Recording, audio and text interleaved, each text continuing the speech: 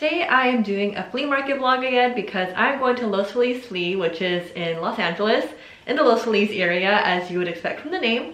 It is my first time vending here, and it is a very big, well-known flea market. I'm going to be using this market as a way to figure out whether I want to continue doing markets or not, or if I should do them more regularly, or if I should just kind of step back. I did a few markets before that I felt like they were fun, but they didn't result in the profits that I want that would make it worth it for me to go.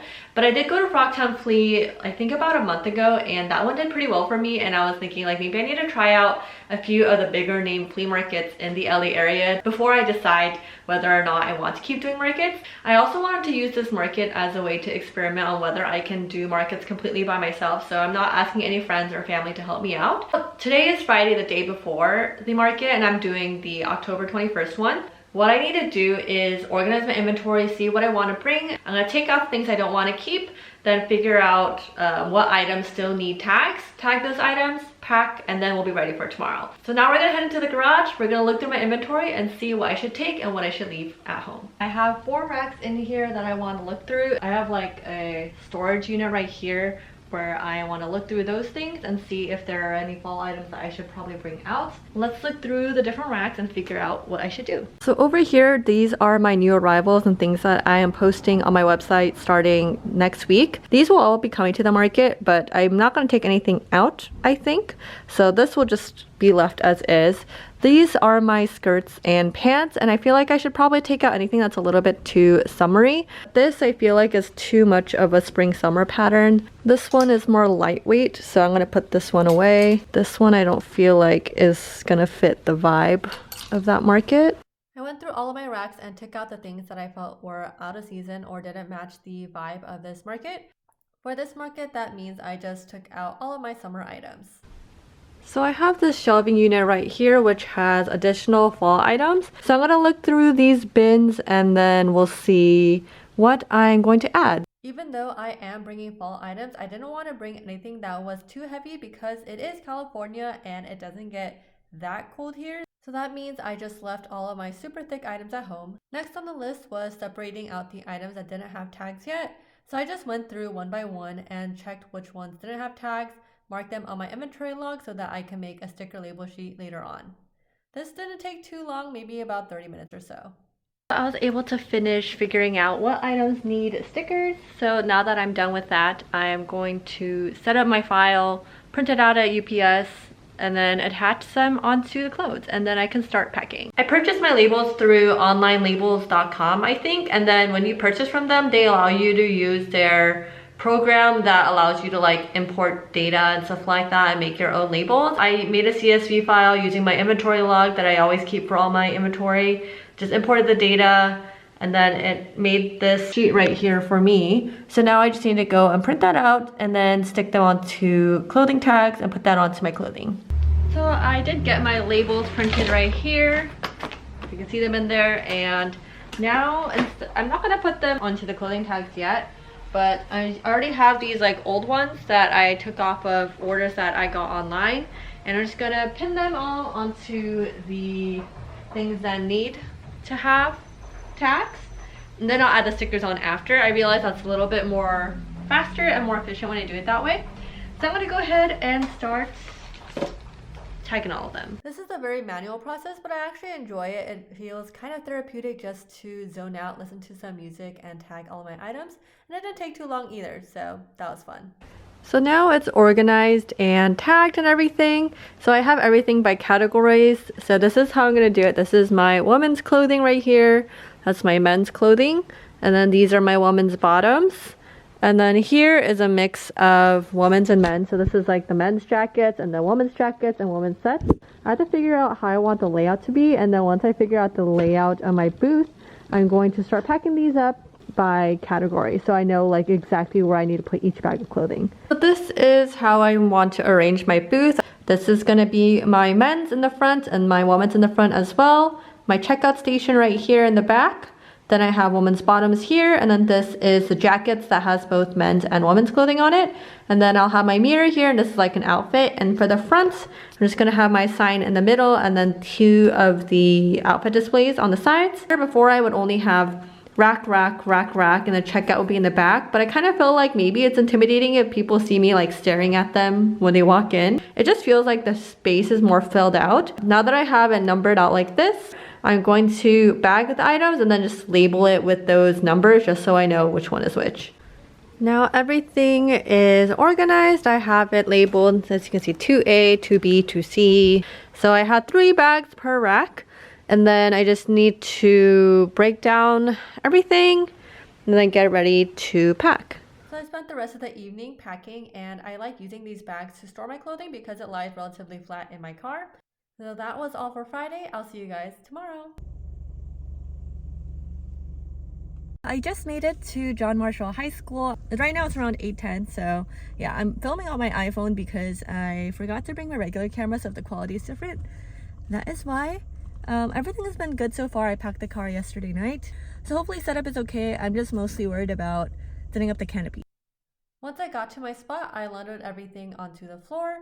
You're not allowed to start setting up until you move your car, so I just dropped everything off and then I headed back out so I can move my car and come back to finish setting up. Luckily, the parking lot is not too far. I would say it's like maybe a 5-minute walk from my spot. You can tell that this is a flea market that has been around for a while because it was very well organized. They had volunteers that showed you to your booth area if you didn't know where it was. The moving in process was pretty easy. Once I made it back to my area, it was time to start setting up the canopy, and thankfully the vendor next to me was willing to help out.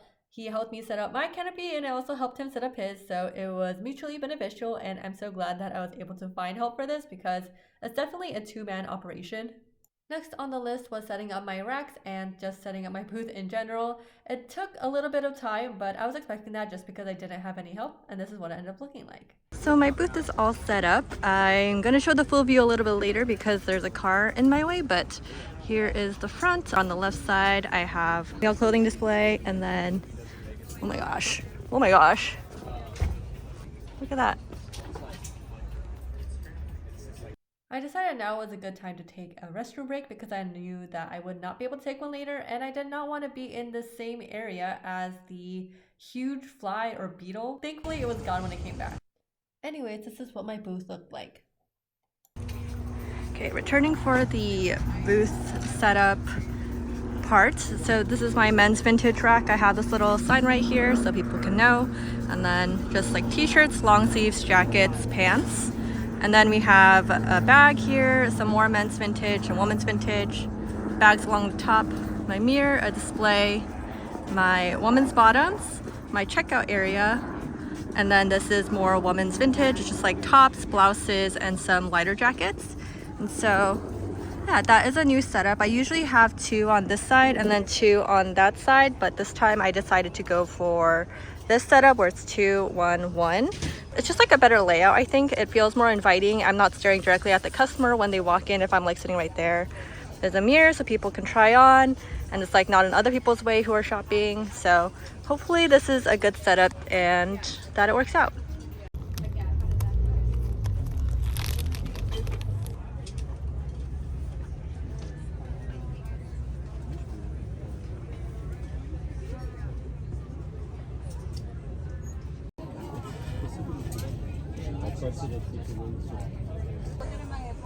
It's been pretty slow, so I just thought I would show you guys my favorite pieces that haven't been released yet. This one is really cool. Let me zoom out. This is like a Penny Lane coat, real suede, and I think faux fur. And then, let's see, I really like this jumpsuit. I actually already have it on my website, so it's made for someone who's super tall though. It was like 5 inches too long for me, and I'm 5'6", which is not short, I think, for a woman. So a lot of people have been liking these shoes. Just like a bunch of sweaters and stuff. I think that's kind of why it's slow today. It's very hot, so people don't want to buy like the sweaters and everything. So I decided to take a lunch break. I wasn't going to, but I'm getting a headache, so I decided to eat here. It's this one, and it's like a crepe and panini place, and then like a Japanese vegan place. I got a bowl from the veggie bomb place. Hopefully it tastes good. This is the yogi bowl. Hopefully it tastes good. I don't honestly even remember what it is, but it's vegan, so that makes me a little bit worried because I don't eat vegan food often, so I don't know how it tastes, but we'll see. So it is 4:27 and I made a few more sales, so the day went a lot. It was pretty slow, but it's been picking up since like 3 o'clock-ish. Probably not my best market, but not the worst anymore. So hopefully I get a few more sales before closing.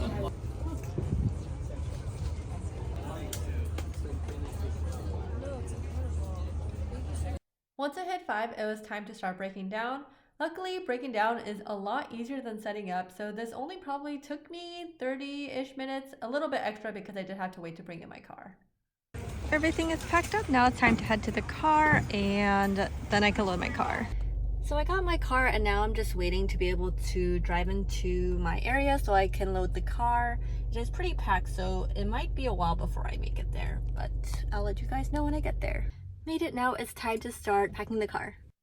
After packing, I decided to treat myself to a matcha from Memory Look and headed home. Welcome back to the recap of Los Feliz Flea. As you can see from the vlog, it didn't go too well, and I thought that was actually pretty surprising. So let's just go into all the logistics. I went to Los Feliz Flea on October 21st, Saturday, and it is from 11 a.m. to 5 p.m. and then I went there to set up at around 8 p.m. Depending on your booth number, you have to go at a specific time to set up. I ended up taking about probably an hour and 45 minutes to maybe 2 hours to set up. Overall, I did think that the setup and the flow of traffic and everything was pretty easy. I was able to find my spot. They have people who check you in, and then if you don't know where your spot number is, they will guide you to your spot directly. So that was very helpful. I felt like it was a very well organized event. Pretty much all the information that you need to figure out on how to set up, break down everything. They have all of that in their FAQ on their website, so you can check that out if you're curious about that. I ended up paying $93 for the booth, which is the most that I've ever spent. But I personally felt comfortable spending that amount just because it is in like a popular part of LA. It is a very well-known market. It was pretty hot on the day that I went to the market. It was around like mid-80s throughout the day. And I was in a spot that had more shade, just like the way the sun hit my tent and everything. But for the customers walking around, I felt like it was just a little bit too hot for them to be comfortable staying at the market for too long, so I feel like a lot of people just kind of came and went. The vendors here were very nice, so that was a plus side to going to this market. As you saw in the vlog, the person who is next to me, I helped him set up his canopy and he helped me set up my canopy, so that really helped a lot because both of us were alone. So it does take 2 people most of the time to do the canopy. There's just like a lot of manual like pushing things and holding things. So I was really glad that he helped me out because that was the thing I was most worried about. This was technically my second worst market in terms of sales, which I thought was surprising. I thought would have been in my like top few markets. I mean, the weather could have been part of it. It could have just been that there's other markets going on at the same time. I don't really know exactly why there wasn't as much foot traffic as you would expect for a market of its size. And while I was thinking of like why I didn't do as well as I want, I think part of it were things that were out of my control, like the weather. Maybe I chose the wrong booth spot, so that is part my fault, but I wasn't really sure like where to go because this was my first time at this market. Now that I really reflect upon how this market went, I think one thing that I can improve is just the aesthetic of my booth. While I do try to kind of have a curated aesthetic, I bought like the nicer looking racks because of that. I have the Japanese paper lantern. I just feel like it doesn't really entice people to come in. I noticed that some people at Los Feliz Flea had really well designed booths because there are so many vendors there, probably like 90 to 100. You have to stand out, and I feel like that's something I didn't think about because other markets that I've been to, they've been around probably like 50-ish vendors, and when you have that many, I feel like it's not as competitive in terms of like needing to have the most well-designed space. But because this market is bigger, people are just gonna just look at the outside and not come in unless they are attracted to something. Another thing is I probably just didn't bring the right type of clothes for this market. I was dead set on bringing just fall and winter items. It is fall in California, it's just that day it happened to be hot, and so people just didn't want to buy fall things. I think people would still have been open to buying like summer things, and maybe I missed out on a few sales because I didn't have those stuff. Let's just go straight into what sold. This was actually the market where I sold the least amount of items, but it was not my lowest profit market. So I sold 6 different items. So the first thing that sold were a pair of men's Wrangler cargo jeans, and those sold for $36. The next item that sold was a Ralph Lauren yellow sweater. I really like this one, and I had a feeling it would sell fast, and it did. So I'm glad that someone picked that up. The third item that sold was a brown leather aviator jacket that sold for $60. And then next I sold an Eastbridge collared leather jacket. That one sold for $40. Then I sold a 90s cream light cardigan, and that sold for $30. And finally, I sold a jacket that was displayed on my little mannequin thing. Also, the first pair of jeans were as well. And it was a 90s faded brown leather jacket, and that sold for $65. I made a total of $273 at this market. Subtracting the payment fee, which was $474, the booth fee, which was $93, the sales tax, which was $23.68, and the item cost, which was $85.97, my total profit for this market was $65.61. So that's not even $10 an hour. Not the best, as you can see. It was still a worthwhile experience. I was able to figure out whether I could do a market by myself or not, and I could. So that was good to know. I didn't get too tired. I was able to set everything up. I was able to get other vendors to help me when I needed help with canopies and stuff like that. I did get to meet a few other vendors around me, and I think that always is a good part about markets, as you kind of get to know the community. I just wish that the profit was higher. I feel like this is such a far cry from Frogtown. I think because Frogtown did so well for me, I was expecting this to be a little bit better. It didn't pan out, and I'm not exactly sure whether I would go back. I think if I did, I'd have to be very intentional about like the area that I pick, and also what items I bring, and also making sure that my booth looks fantastic from the outside so it draws people in. My conclusion after going to so many different markets is that I want to go to more curated mid-sized markets, like markets that have about 60 to 80 vendors. I think is like the sweet spot. My next step is to figure out how to make my booth setup look nicer. Like, I did try in the beginning, but I kept scaling things back. Like, I didn't put up my curtains I did at that one time. And then I also have not been bringing my rug just because I want to save space, but maybe I need to bring that next time just so it kind of creates a better environment for customers to walk into.